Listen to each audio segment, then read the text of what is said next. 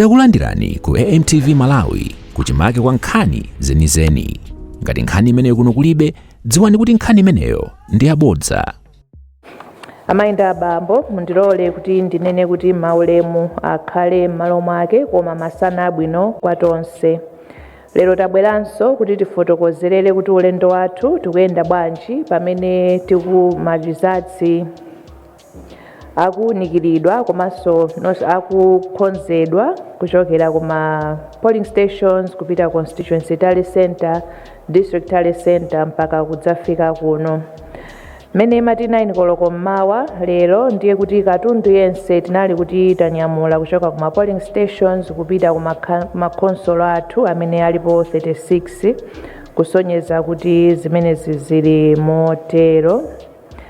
Koma malingana ndi malamulo ma results athu ndiye kuti tinakhoma pamalo poonekera kaya ndi pa mtengo kaya ndi pa khoma cholinga ndiye kuti wina aliyense athe kuona kuti zotsatira za polling station pamenepo zayenda bwanji. Tipemphe chonde kuti musachotse ma results amenewa pamene tamata chifukwa choti ndizofunikira kuti wina aliyense athe kuona kuti pamenepo zayenda motani. Chonde tisafufutenso kapena kusintha ma results chifukwa chokuti zikufunika zikhale mmene zinayendera pamalo pamenepo. Ndi chiyembekezo chathu kuti mamonita onse anatenga nawonso kope yawo malinga ndi mmene tinakhala tikufotokozerera komanso mmene malamulo akunenera. Ndipo ndi chiyembekezo chathunso kuti kwa iwo amene anakwanitsa anatha kujambula ma results amenewa mmene ifenso tinachitira. Tifotokozenso kuti katundu mmene anafika kuma constituency tally center kumeneko atamaliza kulongosola kukhonza masamaries pamenepo komanso kulowetsa makina ananyamula kumapita nazo ku district tally center.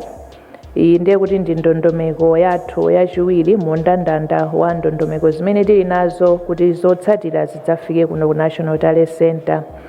Ntchito idakali mkati ndipo pamene tikuyankhula pano ndiye kuti ma constituency 96 out of 229 ndi amene akwaniritsa.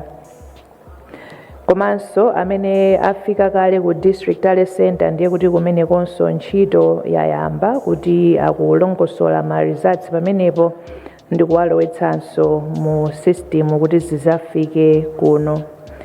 Pakadali pano ma console atatu amaliza ntchito zawo zonse pa district tally center ndipo ali munjira kuti akubwera kuno.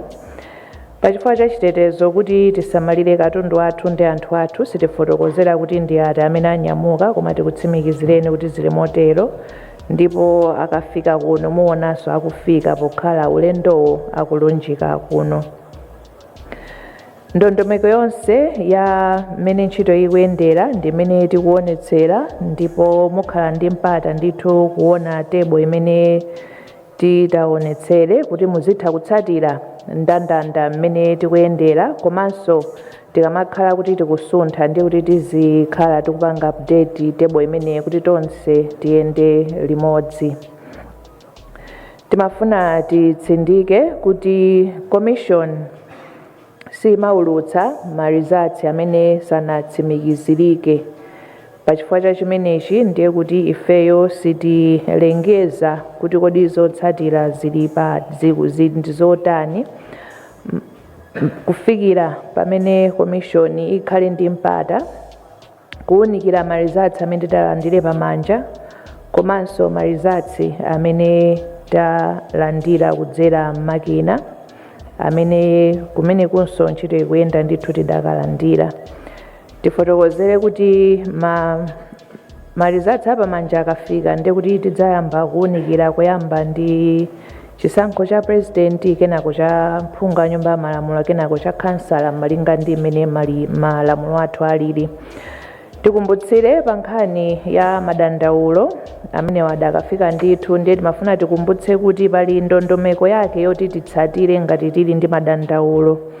Chonde tikatenga madandaulo athu ndikukayika pa intaneti amene tinena kuti sanafike ku commission Kupempha kwathu ndikuti anzathu a zipani komanso makandideti komanso inu mabungwe amene si aboma ngati pali vuto lililonse limene mukufuna kuti commission iwunikire muli omasuka kutero koma tiyeni tigwiritse ndondomeko zokhazikika monga takhala tikufotokozera nkhani sitika pa Facebook koma tilembereni kuti ife tikhale ndi mpata uwunikira madandaulo amenewa kuti tilongosole ngati pali pofunikira kutero.